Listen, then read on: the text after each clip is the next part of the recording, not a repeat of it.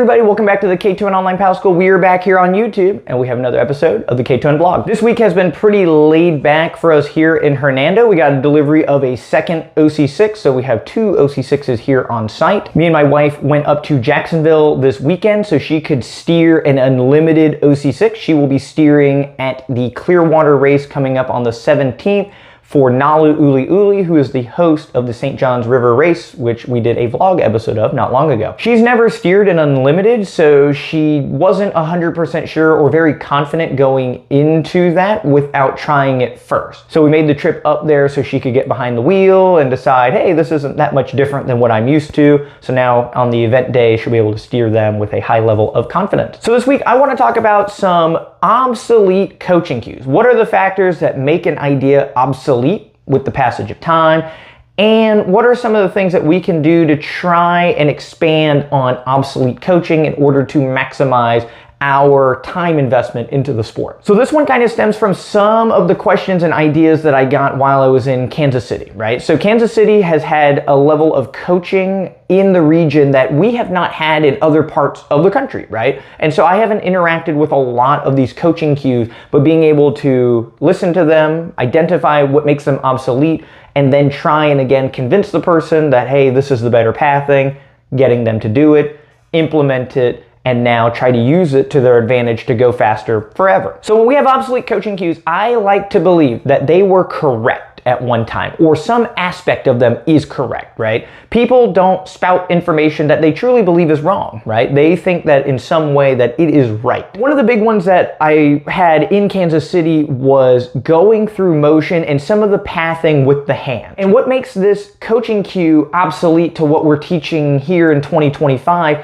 is the tool changing over a period of time. Not long ago, paddle blades were gigantic, right? They were always bigger is better. You would have really big kayak wing blades or outrigger canoe or normal canoe paddles as well. And so because the tool is larger, we can't wield it in the same way, right? As it interacts with the water, you're gonna find a lot more force, and this force is gonna kind of limit what your body can do. And so the coaching cues that are associated with larger blades is knowing and understanding this idea that your hands cannot move through these specific range of motions. So we don't even attempt to. The payoff is that you have such a large blade that you can have inefficient movement with your body and still get some performance. As time has gone forward, tools have gotten shorter and the blades have gotten smaller, all across the board, even at the world champion level. And the trade-off is, yes, the tool doesn't grab as much water, but the trade-off is that you can move your body much more efficiently, and that's truly where your power and efficiency comes from. So big blade with bad motion is less efficient than small blade with excellent motion. And so this is the change over time. Now the problem is when this obsolete coaching cue doesn't evolve with your ever-changing equipment, now you see paddlers using a small blade and they are trying to wield it as if it is a gigantic blade.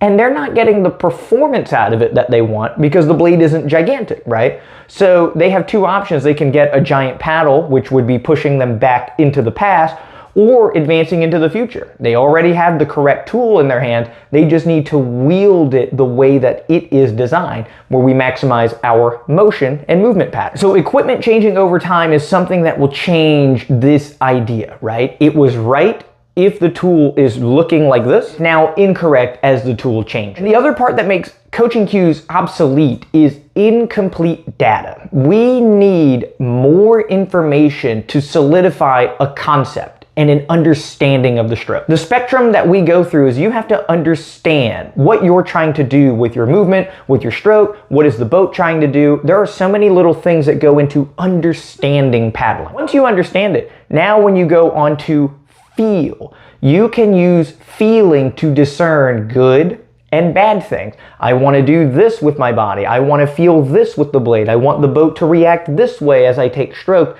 Feeling now is an accurate compass that pushes you in the correct direction. So you can use feel to discern right and wrong. And now when you dump in thousands of hours into practicing, you can really hone this because you're going in the right direction with every paddle stroke. And if you only have partial understanding, now when you go on feel, you don't have enough information to make sure the compass is pointing you in the right direction. And you may be led astray ever so slightly based on your perception and your feel of the stroke. Now when you dump thousands of hours into your progress, instead of going in the correct direction, you're now being led astray. And this leads to one of the biggest critiques that I get on the online school and here on YouTube is, can you summarize it in 5 words or less, or I'm not going to listen to you, right? And so the answer is yes, I could summarize it into 1 sentence, but this incomplete data leads to poor understanding and poor feel, which means that when you dump all your hours of practicing, you're led in the wrong direction. And that leads back to me not being a good coach. So the more words that I can give to you and the more ideas that I can equip you with, the more you understand this concept, so your feel is leading you in a very direct pathing. So an example I'll use is when we talk about the top hands pathing through a stroke, right? There are a lot of ideas that we have talked about on this channel about that, but I'll summarize it in 1 sentence. Push your top hand down. So when I give people that idea, it is a very incomplete concept. We have no bearing of the shoulders, the hips, the legs, the blade angle, the blade pathing. When does the blade come out of the water? How do I use all of these joints fluidly? There's a lot of things that we've just left on the table. Push your top hand down. It's 5 words. And when we do this, now when we go on feel, we can easily be led astray. Because when I say push your top hand down, I want people to do something incredibly specific. But there are a lot of ways that I can go through this motion now that are incorrect for what we're trying to do. But when I am using my conception of the stroke and going on feel, I'm doing it perfectly. Push your top hand down. Push your top hand down. So when I do this, now only my arm is moving at my shoulder joint, my hips don't move, my legs don't move, I have poor feel on the water, my bottom elbow is doing something completely different. Now every time I take a stroke, I am being led astray in muscle memory and pathing correctly. But in my mind, in my perception, top hand is going down. I did it. I've mastered the stroke. I've got it. It's super easy. Now when I dump 500 hours of time into this motion, you effectively have created a very good arm paddler because they're not arm paddling at the elbow, they're now arm paddling at the shoulder joint. So as they go through the strokes, they'll look something like this. And so this is a problem because that movement pattern is immediately obsolete because the person only has one very small piece of a very complicated puzzle. Their concept of what the stroke should be and could be is lacking tremendously because they don't have enough information. Sometimes coaches don't go through this because it's inconvenient. Sometimes coaches don't go through this because they also don't have a complete understanding of the stroke. They paddle like that, all the people around them paddle like that, and there's a lot of performance they have now left on the table because of this. Being technical, being on the cutting edge, looking at movement, discerning these movement patterns, right? It is a pretty special skill that you have to have. And it's very easy to make it too simplified, which leads people astray. It's a very difficult process to stay on the cutting edge of, right? But having these online resources, having so many paddlers that are easy to connect with, it makes this information gathering possible, right? And it is up to people to make sure that they're doing their due diligence to do their community right by making sure we're all learning properly. Thank you all so much for checking out the video. If there's anything you'd like to add on or have any questions, feel free to leave a comment below. I will be in Kansas City this weekend. I'm hoping to bring my camera, do the vlog, and get a little bit more media up there to make it a little bit more compelling to watch the clinic in person. I get kind of swept away in the whirlwind of all the work that goes along with it that I kind of forget the camera and social media part because I'm so fixated on the people that are in front of me. Thank you all so much for the ongoing support, and we'll see you all next week for the next episode of the K2N vlog. All right, everybody, welcome back to the St. Johns River. We launch out of the Arlington Marina down in Jacksonville near the university. It's very, so it's basically the part of the race course that we did earlier. So this is Christina's first time steering the Unlimited. The crew in front of her is just warming up. She'll be steering a ladies team at the Suncoast Paddle Challenge in Clearwater.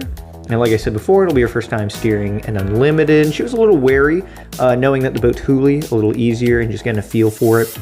Being inside of a cockpit, having a foot plate, all these things are a little bit different. The main difference between this and a spec canoe is a spec canoe turns easier. So a good analogy would be having an Unlimited is like having a spec canoe with a really heavy tail, where the tail being heavier wants to track in a straighter line. So it's harder to take off course, but it's also harder to correct. And a lot of steering the OC6s is just a give and a take, and you're operating again on feel and just trying to get an idea of what the canoe can do, wants to do, and how you can interact with it, right? So the Unlimited is always a different feel. I know when I'm renting an Unlimited, I only paddle them, a handful of times a year, and when I warm up with them, it's very important to get that feel because I always use spec canoes, and Christina's the same way using a spec canoe. And we feel comfortable in them, again, because they're real heavy, so they're hard to, almost impossible to flip over in these flat water settings like this. And, it's just a matter of making sure that you're feeling comfortable. So we have Ant in the other OC1, and I didn't mean to do him dirty by showing the OC6 pulling ahead so fast, but he's out there paddling along with us. And the main thing that we wanted to go over was doing some 180 turns. And typically at K2N, we have the steersman do all of the work in the steering seat for the turns. So we're using this little buoy here and going around the turns. And these are left-hand turns, which should emulate most of the turns at the Suncoast Challenge. A couple years ago at Clearwater, they were all right-hand turns, which throws a loop for most people. At K2N, we do all of our turns right-hand, so people get used to it. Left-hand turns are easy, right-hand turns are typically the trickier one. Again, the implication of a Hoolie. Christina goes into the turn just a little passive here. She didn't want to get super close to the obstruction and hit it, but just a little bit more confidence, cutting that turn a little bit tighter. Kind of like the crab trap that she did before. That was a super close turn, and that's kind of the expectation each time going around. Coming out of the turn without hard poking too much and using some of the posts and draw strokes to correct the boat, straighten it back out, keeping that momentum and whipping around. Here's coming into that crab trap again, 180 turn, and you can see it a bit closer than the 180 turn at the buoy.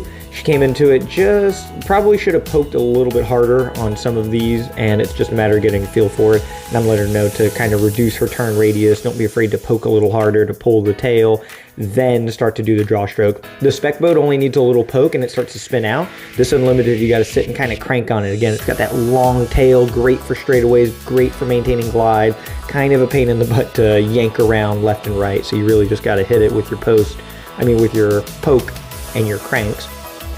So this is when she takes in a little close. She's looking at Ant over on the right side and is just being a little bit wary and then trying not to get too close to the buoy.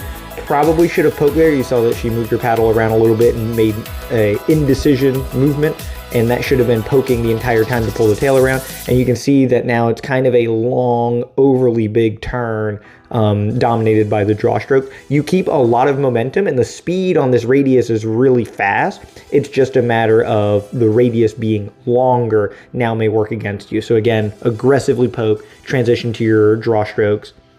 Then we're working on some starts. The first time they do the starts, they do 3 really slow strokes that you can see right there. Then they start to go into faster strokes.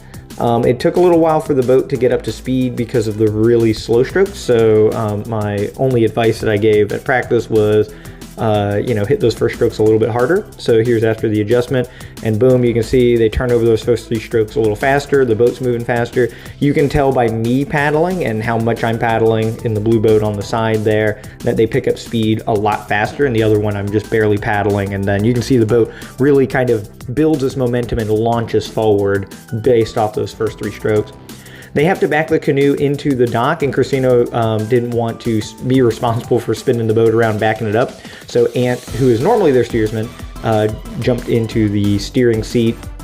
Christina jumped into his OC1, and then we're gonna have Ant be the one to pull the boat back into the Arlington Marina. You can see the thunderstorm on the right side starting to creep in here. It's sunny on this side, but as we start to turn around, you'll start to see some more of the thunderstorms. The thunder was cracking and everybody wanted to get off the water. So the dock is over on the right side here in the middle, and then Ant starts to do this 180. You can see their team's dragon boat there. The Duval Dragons and Nalu Uli Uli are both the same organization, if you didn't know that. And then starting to back it down and starting to bring it in.